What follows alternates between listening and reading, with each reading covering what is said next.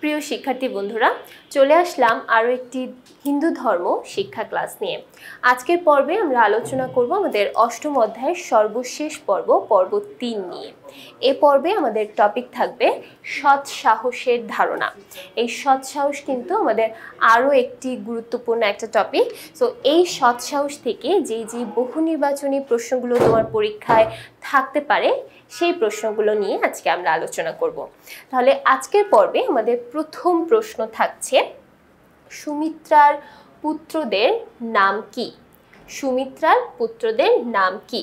আচ্ছা, এখানে আমরা অপশনগুলো একটু খেয়াল করি। লক্ষণ এবং শত্রুঘ্ন, রাম এবং লক্ষণ, ভরত এবং শত্রুঘ্ন এবং রাম ও ভরত।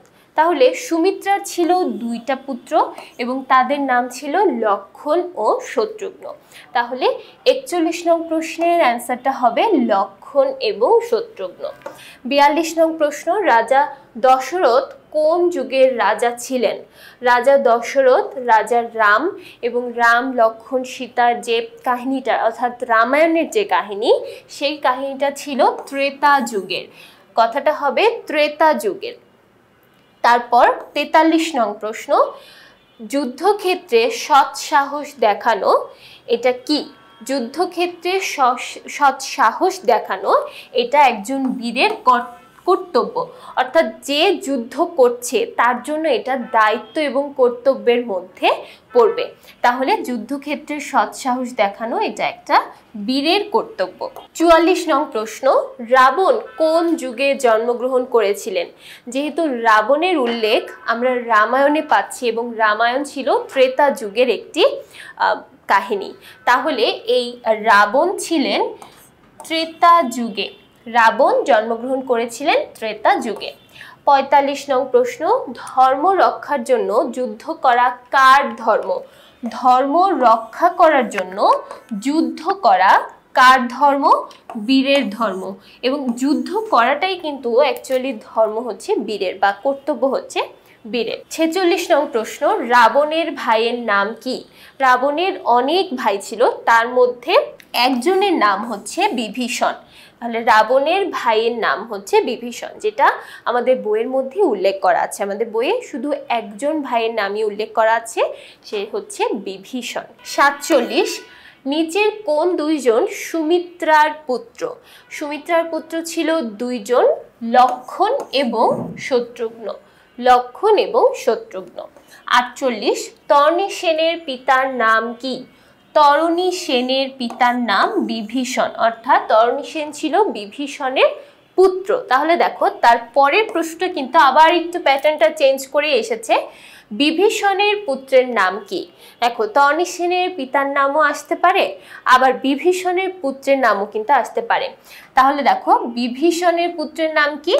তরণী। বিভীষণের পুত্রের নাম তরণী। এখানে সেনটা যেহেতু লেখেনি, সেটা নিয়ে আমরা মাথা খাবো না, আমরা অবশ্যই বানানটা খেয়াল করব। এখানে তরণী না থেকে কিন্তু তরুণীও থাকতে পারে, তো বানানটা আমরা অবশ্যই খেয়াল করব। তরণী, আরণীয় নয়, তরুণীও নয়। 50 নং প্রশ্ন, তরণী সেনকে দেখে রামের বিস্মিত হওয়ার কারণ কি?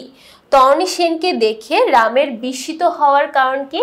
কারণ হচ্ছে রাবণের অবিবেচনা প্রসূত কাজ। এখানে অবিবেচনা প্রসূত কাজ বলতে বোঝানো হয়েছে তরণী সেন ছিল 12 বছর বয়সী এক বালক। তাহলে একজন 12 বছর বয়সী বালকের মাধ্যমে যুদ্ধ করানো, এটাকেই রাম অবিবেচনা প্রসূত কাজ বলে মনে করেন। 51 নং প্রশ্ন, সত্য এবং ন্যায় প্রতিষ্ঠায় নিজেকে উৎসর্গ করার নামই হলো সৎ সাহস। সত্য এবং ন্যায় প্রতিষ্ঠার জন্য নিজেকে উৎসর্গ করার নামই হলো সৎ সাহস। তাহলে 51 নং প্রশ্নের অ্যান্সারটা হবে প্রথম অপশন, সৎ সাহস।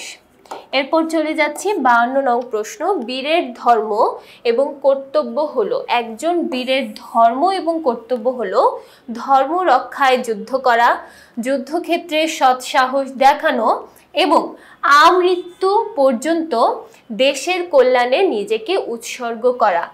আমৃত্যু বলতে বোঝানো হয়েছে মৃত্যু পর্যন্ত, যতক্ষণ না তোমার মৃত্যু হচ্ছে ততক্ষণ পর্যন্ত তুমি দেশের কল্যাণে নিজের জীবনকে উৎসর্গ করবে, এটাই হচ্ছে একজন বীরের ধর্ম। তাহলে এখানে অ্যান্সার হবে সবগুলো অপশনই। এরপর আমরা একটা উদ্দীপক দেখে নেব। এখানে উদ্দীপকে বলা হয়েছে ছিনতাইকারী রমার সোনার মালা নিয়ে দৌড় দিল। আচ্ছা, তারপরে তা দেখে এক সাংবাদিক ছিনতাইকারীর পিছে দৌড় দিল। সাংবাদিক ছিনতাইকারীর কাছে গেলে সে আঘাত করলেও সাংবাদিক ছিনতাইকারীর নিকট থেকে মালা উদ্ধার করে রমাকে ফেরত দিল। আচ্ছা, এখানে মেইন যে কথাটা বলা হয়েছে সেটা হচ্ছে একজন ছিনতাইকারী রমার মালা নিয়ে দৌড় দেয়, সেই জন্য একজন সাংবাদিক আবার সেই চোরের পিছনে দৌড়ায়। দৌড়ানোর ফলে সেই মালাটা উদ্ধার করে রমাকে আবার ফেরত দিয়ে দেয়। আচ্ছা, তাহলে এই যে কাহিনীটা আমরা দেখতে পেলাম, এই কাহিনীর থেকে এখন প্রশ্ন হচ্ছে তোমার পাঠ্য বইয়ে কোন চরিত্রের সাথে মিল দেখা যায়? কোন চরিত্রের সাথে? সাংবাদিকের চরিত্রের মিল দেখা যায়। তাহলে দেখো, এখানে আমরা সৎ সাহসের একটা দৃষ্টান্ত পাচ্ছি, তাহলে এখানে আমরা তর্ণী সেনের সাথে মিল দেখতে পাই। এরপর 54 নং প্রশ্ন, সাংবাদিকের মধ্যে যে গুণ প্রকাশ পায় তা হলো অত্যাচারের বিরুদ্ধে প্রতিবাদ করা, অন্যের কল্যাণে যথাসাধ্য চেষ্টা করা, সত্য ও ন্যায়ের জন্য ভীত হওয়া। দেখো, সে কিন্তু সত্য এবং ন্যায়ের জন্য ভীত হয়নি, সে সত্য এবং ন্যায়ের জন্য ভীত হয়নি, এখানে বলা হয়েছে ভীত হওয়া। তাহলে এই গুণটা আমরা তার মধ্যে দেখতে পাই না, আমরা তার মধ্যে দেখতে পাই অত্যাচারের বিরুদ্ধে প্রতিবাদ করা এবং অন্যের কল্যাণে যথাসাধ্য চেষ্টা করা, তার মানে অপশন নং 3। 55 নং প্রশ্ন, সত্য ও ন্যায় প্রতিষ্ঠায় নিজেকে উৎসর্গ করাকে কি বলে? সত্য এবং ন্যায় প্রতিষ্ঠায় নিজেকে উৎসর্গ করার নামই হলো সৎ সাহস। 56, সাহস কথাটির অর্থ কি? সাহস কথাটির অর্থ কি? সাহস কথাটির অর্থ হচ্ছে নির্ভীকতা। নির্ভীকতা মানে ভয় না পাওয়া, ঠিক আছে? তাহলে সাহস কথাটির অর্থও কিন্তু ভয় না পাওয়াকেই বোঝায়। 57 নং প্রশ্ন, দেশ ও জাতির অলংকার স্বরূপ কারা? যারা সৎ সাহসী, যারা সৎ সাহস দেখাতে পারে তারাই কিন্তু দেশ এবং জাতির জন্য অলংকার স্বরূপ। 58 নং প্রশ্ন, ধনুতে বৈষ্ণব অস্ত্র যোজনা করলেন কে? যোজনা বলতে বোঝানো হয় যোগ করা। বৈষ্ণব অস্ত্র যোজনা করলেন কে? বৈষ্ণব অস্ত্র নিক্ষেপ করেছিল রাম। রাম তর্ণী সেনের উপরে এই বৈষ্ণব অস্ত্র নিক্ষেপ করেছিল।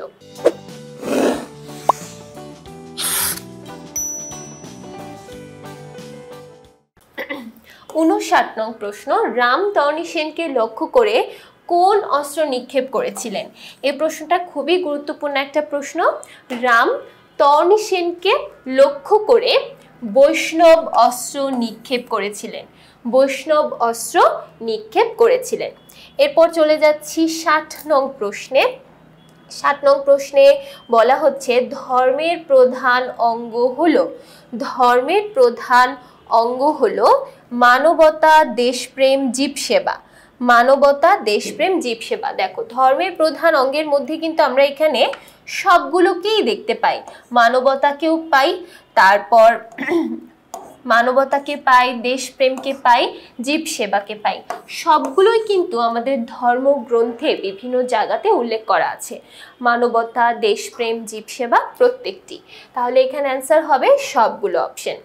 61 নং প্রশ্ন, তোমার পঠিত উপাখ্যানের তর্ণী সেনের চরিত্রে কোন গুণটি প্রকাশ পেয়েছে? তোমার পঠিত উপাখ্যানের মধ্যে তর্ণী সেন চরিত্রের কোন গুণটি প্রকাশ পেয়েছে? তার মানে তর্ণী সেনের মধ্যে আমরা কোন কোন গুণ দেখতে পাই? আত্মত্যাগ, দেশপ্রেম, নির্বুদ্ধিতা। আমরা কিন্তু তর্ণী সেনের মধ্যে নির্বুদ্ধিতা দেখতে পাই না। নির্বুদ্ধিতা নেই, সে কিন্তু বুদ্ধির সাথে এবং জ্ঞানের সাথে তার যুদ্ধ করেছে, সৎসাহস দেখিয়েছে, তাহলে নির্বুদ্ধিতা নেই। তবে আত্মত্যাগ আছে এবং দেশপ্রেম আছে, তাহলে তার মধ্যে আমরা দুইটা গুণ দেখতে পাই। এখানে তাহলে অ্যান্সারটা হবে প্রথম দুইটি অপশন। এখন আমরা একটা উদ্দীপক দেখে নেই। বলা হচ্ছে, একদিন সীমান্ত রাস্তা দিয়ে যাওয়ার সময় দেখতে পায় একজন সন্ত্রাসী এক স্কুল ছাত্রীর ব্যাগ নিয়ে দৌড়াচ্ছে। ছাত্রীর কান্না শুনে সীমান্ত সন্ত্রাসীর পিছু নিয়ে ছিনতাইকৃত ব্যাগ উদ্ধার করে ছাত্রীর হাতে তুলে দেয়। এতে সে সামান্যতম আঘাতপ্রাপ্ত হয়েছিল। ৬২ নং প্রশ্নে বলা হচ্ছে, তোমার পাঠ্য বইয়ের কার চরিত্রের সাথে সীমান্তের সাদৃশ্য আছে? এই যে সীমান্ত যে কাজটা করলো, তার মধ্যে কিন্তু আমরা সৎসাহসের একটা দৃষ্টান্ত দেখতে পাচ্ছি। তাহলে আমরা কি বলতে পারি? আমরা বলতে পারি সীমান্তের মধ্যে আমরা তর্ণী সেনের দৃষ্টান্ত বা তর্ণী সেনের সাদৃশ্য খুঁজে পাই। ৬৩ নং প্রশ্ন, যে গুণে প্রভাবিত হয়ে সীমান্ত ছাত্রীর ব্যাগ উদ্ধার করেছে সে গুণের বৈশিষ্ট্য হলো, এখানে আমরা একটু আগে দেখেছি যে তার মধ্যে সৎসাহস গুণটা আছে। এখন এই যে সৎসাহস গুণের বৈশিষ্ট্য কোনটা সেটা আমাদের এখানে দেখাতে হবে। তাহলে দেখো, এখানে অপশনগুলো বলছে, অন্যায় এবং অত্যাচারের বিরুদ্ধে প্রতিবাদ করা, সত্য ন্যায়ের জন্য ভীত না হওয়া, অন্যের কল্যাণের জন্য নিজের শক্তি দ্বারা যথাসাধ্য চেষ্টা করা। তাহলে দেখো, সৎসাহস বলতে কিন্তু আমরা এই তিনটাকেই বুঝে থাকি।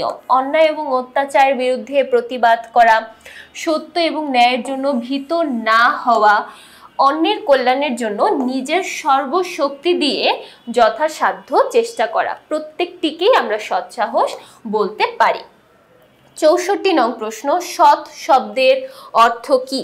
সৎ শব্দের অর্থ হচ্ছে ন্যায়ের পথ, যেটা সঠিক সেই পথে আগানো। তাহলে সৎ হচ্ছে ন্যায়ের পথ। ৬৫ নং প্রশ্ন, সৎসাহস শব্দের অর্থ কি? সৎসাহস শব্দের অর্থ হচ্ছে ভয় না পেয়ে ন্যায়ের পথে চলা, ভয় না পেয়ে ন্যায়ের পথে চলা। এরপর ৬৬ নং প্রশ্ন, তর্ণী সেনের সৎসাহস উপাখ্যানটি কোন গ্রন্থ থেকে সংবলিত? আমরা দেখেছি যে তর্ণী সেন এটা হচ্ছে রামায়ণের একটা ছোট্ট একটা অংশ। রামায়ণে যখন রাম এবং রাবণের মধ্যে যুদ্ধ হচ্ছিল, তার একটা ছোট্ট অংশ হচ্ছে এই গল্পটি। তাহলে এই উপাখ্যানটি রামায়ণ থেকে সংকলিত। ৬৭ নং প্রশ্ন, দশরথের বড় ছেলের নাম কি? দশরথের সবচেয়ে বড় ছেলেই ছিল রাম। রামের পরে লক্ষণ, তারপর ভরত, তারপর শত্রুঘ্ন। এবং লক্ষণ এবং শত্রুঘ্ন কিন্তু সুমিত্রার পুত্র ছিলেন। তারপর চলে যাচ্ছি ৬৮ নং প্রশ্ন, কার চক্রান্তে রাম 14 বছরের জন্য বনে গমন করেন? কৈকেয়ীর চক্রান্তে, অর্থাৎ ভরতের যে মা ছিল, ভরতের মা কৈকেয়ীর চক্রান্তে রাম 14 বছরের জন্য বনবাসে চলে যায়। ৬৯ নং প্রশ্ন, পিতার প্রতিজ্ঞা রক্ষার্থে কে বনবাসী হয়েছিলেন?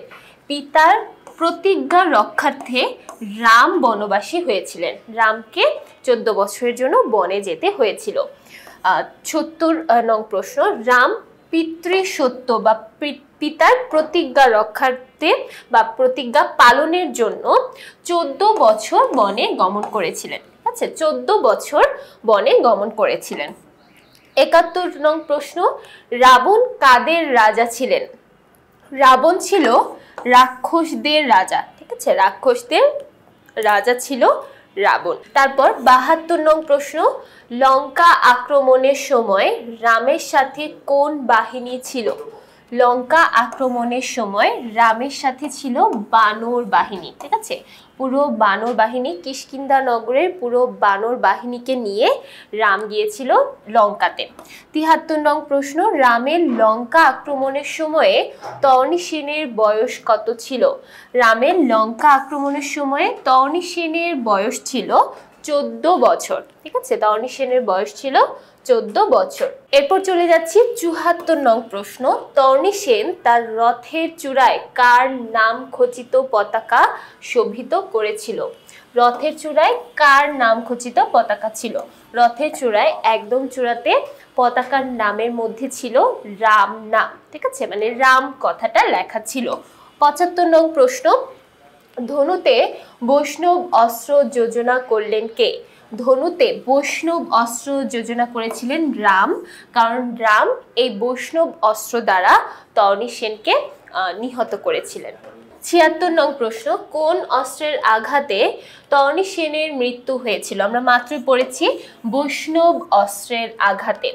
77 নং প্রশ্ন। তর্ণী সেন দিব্য দেহ ধারণ করে কোথায় চলে গিয়েছিল? তর্ণী সেন দিব্য দেহ ধারণ করে অর্থাৎ মৃত্যুর পরে বৈকুণ্ঠে চলে গিয়েছিল। বৈকুণ্ঠে চলে গিয়েছিল। 78 নং প্রশ্ন। 12 বছরের বালক তর্ণী সেন মহাবীরদের সঙ্গে যুদ্ধ করে রামায়ণের ইতিহাসে কি ধরনের দৃষ্টান্ত রাখে? এই যে তর্ণী সেনের যে সৎসাহস বা সৎসাহসের সঙ্গে যুদ্ধ করা, এর মাধ্যমে আমরা বুঝতে পারি স্বদেশ প্রেম অথবা দেশপ্রেমের একটা দৃষ্টান্ত। এরপর চলে যাচ্ছি 79 নং প্রশ্নে।